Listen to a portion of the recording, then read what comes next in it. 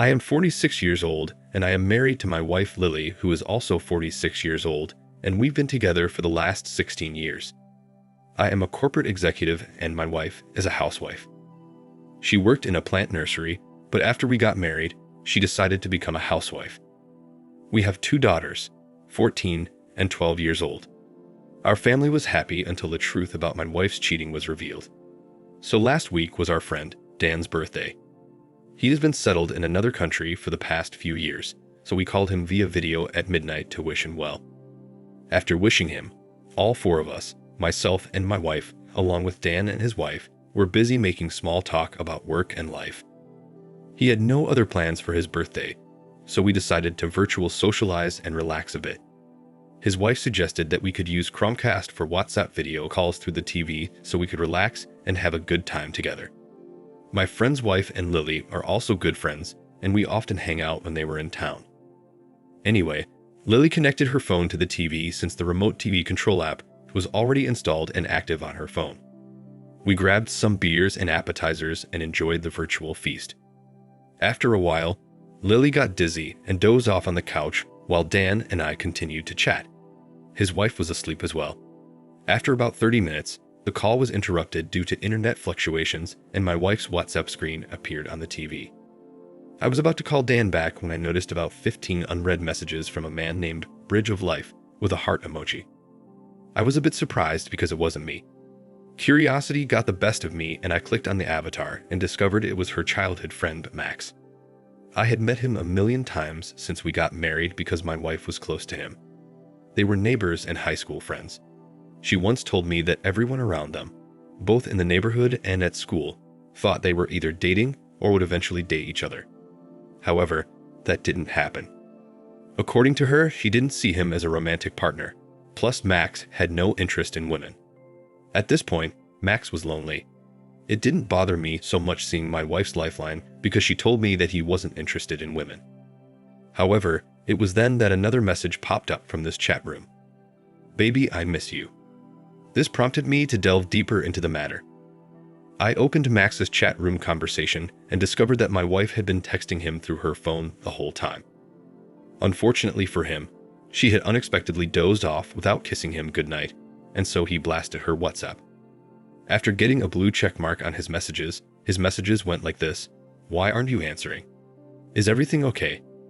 I can't sleep without your kiss goodnight. This can't be a conversation between good friends." By then, I was sure their relationship went beyond friendship. I scrolled through the chat room and found that they were texting almost every night.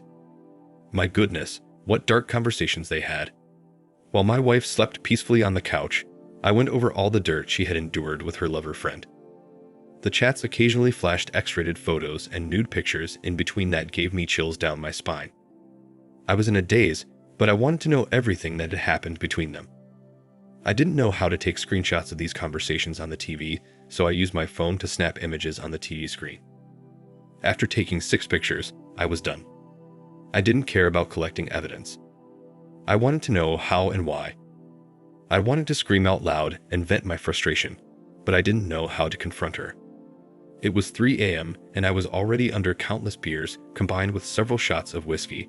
I barely had the energy to move or even think. I just kept scrolling through the chat room, seeing my failed marriage in front of me on the big screen. At that moment, everything seemed groundless. She shared every tiny detail with her lover, even the details of our intimate moments. In fact, after every private moment between us, she repeated the same with him to compensate for his feelings. I felt disgusted. I wanted to know when it all started, so I kept scrolling, but it seemed like an endless sea that gets deeper and deeper. By then, the messages from Max had stopped coming, and there was dead silence in the house. I felt haunted. I grabbed the pillow lying next to me to make sure I wasn't dreaming or hallucinating. I was still mindlessly flipping through the pages when Lily suddenly woke up from her nap. The sleepy head suddenly boiled when she saw her double life on the TV screen. She immediately snatched the remote from my hands and turned off the TV. She then pounced on her cell phone and unplugged it from the TV. I just continued to stare at her, stunned. I watched as she opened a WhatsApp chat, browsed through her lover's chat, and then closed the app with a deep sigh.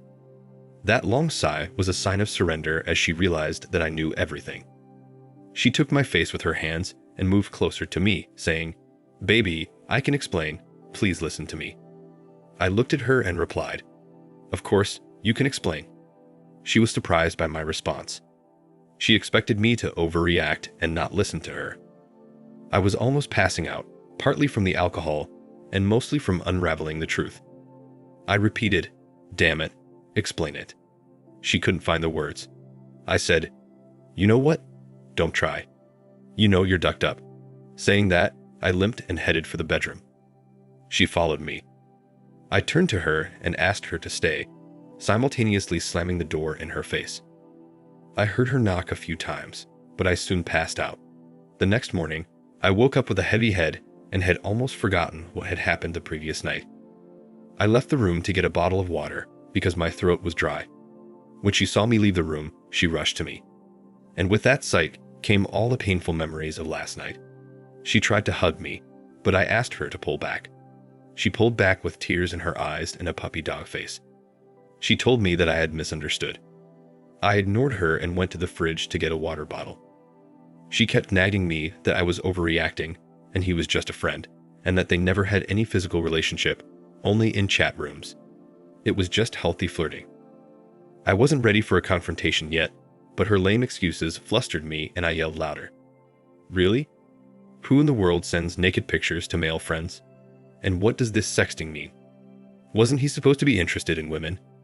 Then how the hell did he find interest in your intimate parts?" It was a Saturday morning, and thankfully my kids weren't home. They were with my parents this week to enjoy summer vacation. I stared at her begging for an explanation. My mental state was pathetic. I wanted to get to the bottom of the situation, even though I knew she would break me in pieces. I wanted her to confess all the details of her crime. I drank the whole bottle of water in one go, and then asked her to confess everything from the beginning, or else I would beat up that two-faced lover, the black and blue one. This time, instead of hiding or begging, she revealed the truth. She admitted that she and Max have always been lovers. They had started a physical relationship in high school and had continued it ever since. However, Max was a lazy bum and bluntly told her that he couldn't afford to provide for her. To give a little context about Max, he dropped out of high school and never earned a penny on his own. His parents have purchased some decent properties in the suburbs, the rental income from which allows him to keep his expenses afloat. However, it's not enough to pay for two people. I met his parents a couple times during a visit to Lily's house. They were concerned about Max's laziness and asked Lily to advise him on how to get a job or start a business. Everyone except Max was worried about his future. Anyway, back to the track. Lily admitted that she had broken things off with Max many times because of his commitment issues, but he had always managed to win her back. Apparently, Max has never had a problem with Lily dating other men, although he has never dated anyone other than her. She had a couple boyfriends before we started dating, so it sounded plausible to me, although surprising. What kind of lover does that? I know. Maybe a lazy one. I asked her if they were so close, why didn't she marry him? She said Max would never have been able to provide her with a good lifestyle.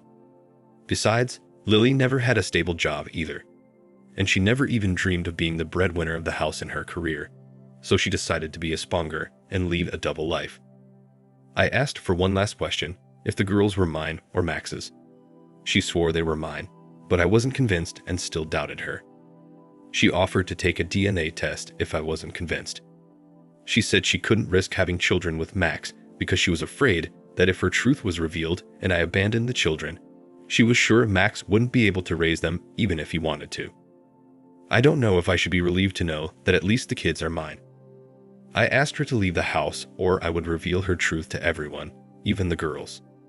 They may be young, but they are smart enough to realize the truth. She begged me not to tell our daughters, saying they would hate and disrespect her. I filled my water bottle, grabbed a few beers, went into my room and locked it. I sat in front of my laptop and stared at the screen for over an hour. I didn't know what to do next or who I should talk to. The truth was killing me from the inside out. I was suffocating. After emptying the bottles of beer, I left the room, grabbed my car keys, and drove to my relative's house, which was 40 minutes away. My mother-in-law answered the doorbell with a pleasant smile. but when she saw my red face, she realized something was wrong. She called my father-in-law, who ran out of the bedroom and sat me down. I was sweating and shaking with anxiety. I told them I didn't know the best way to confront it, telling them everything. As I revealed the horrible truth, my throat went dry and my body temperature spiked. In the middle of this conversation, we heard someone knocking on the door. It was Lily. She burst into the house and asked me to leave immediately. She said it was our own business and that we should deal with it rather than involve her parents. The next few hours were a series of emotional rage and confusion. I rebuked her for cheating on me for 16 years, while she brushed it off as a simple casual relationship that meant nothing to her. Gradually, she shifted the blame to me for manipulating her parents against her, and I defended myself. Relatives took my side and scolded her. I spent the entire weekend drinking, passing out on breaks, and filling my stomach with alcohol.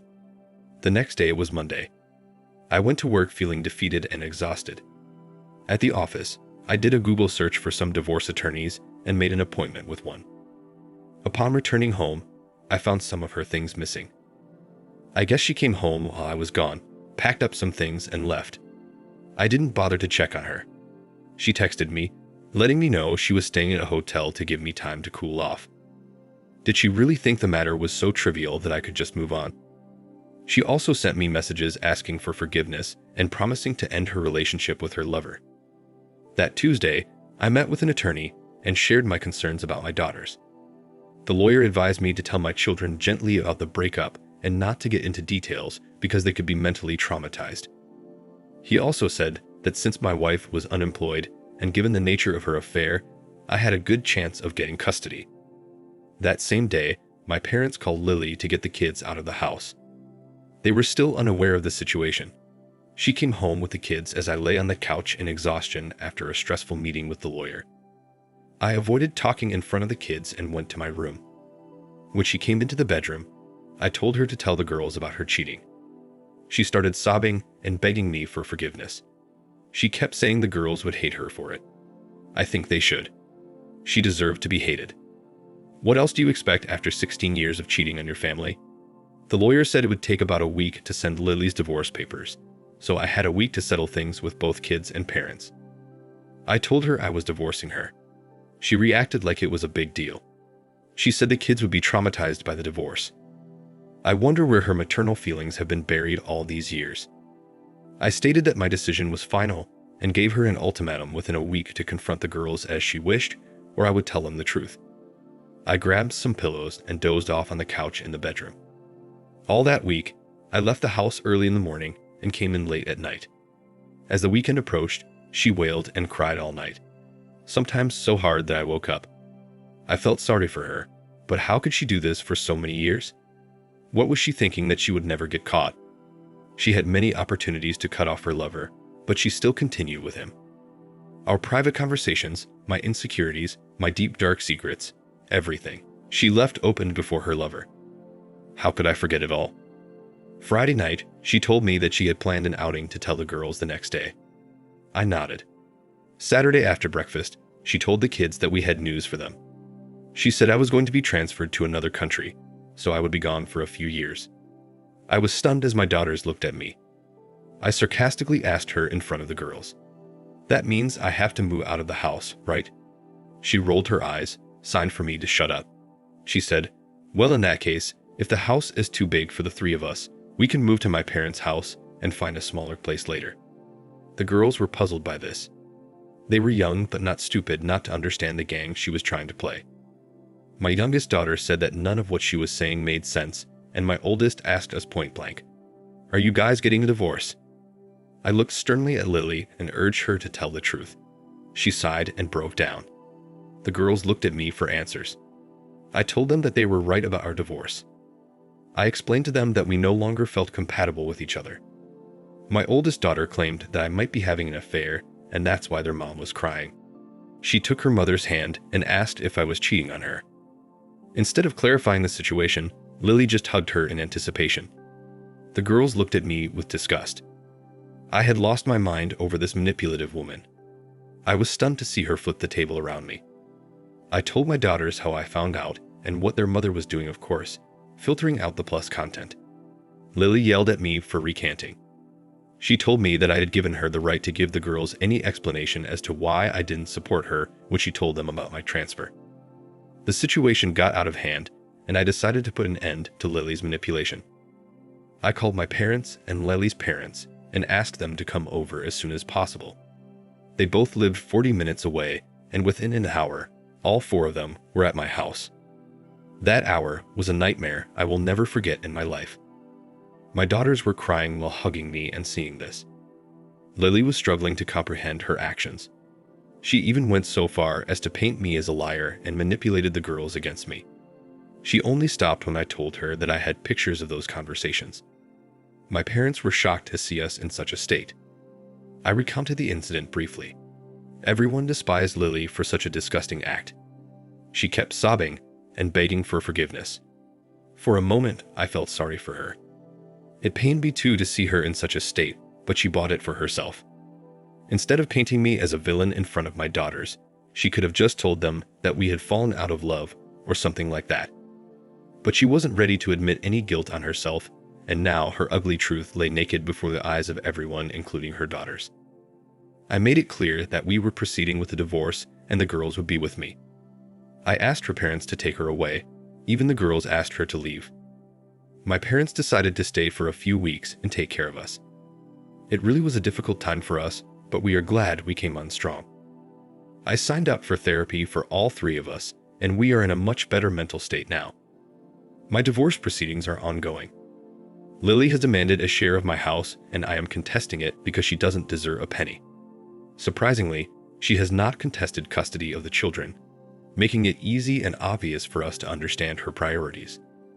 During the confrontation, and even afterward, Lily promised to cut all ties with her lover. However, after she moved in with her parents, she was caught visiting her lover's house. Her siblings caught her and humiliated her to the point where she eventually had to leave the house.